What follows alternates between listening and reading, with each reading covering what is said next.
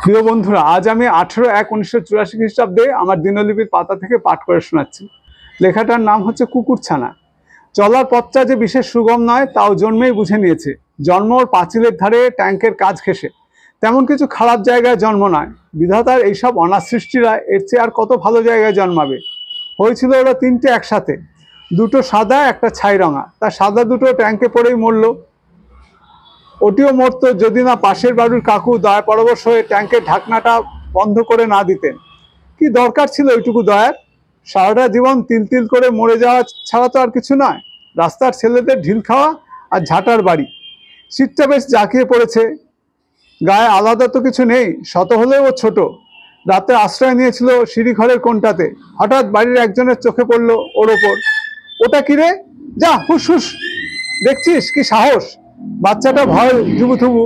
এর মধ্যে সাহসের কি আছে বুঝে উঠতে পারছিল না। প্রাণ বাঁচানো বই তো আর কিছু নয়।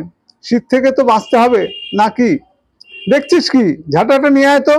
ঝাঁটাটা আর আনতে হয়নি, কুকুরছানা আগেই মানে মানে কেটে উঠেছিল। কি দরকার বাবু লাথি ঝাঁটা খেয়ে?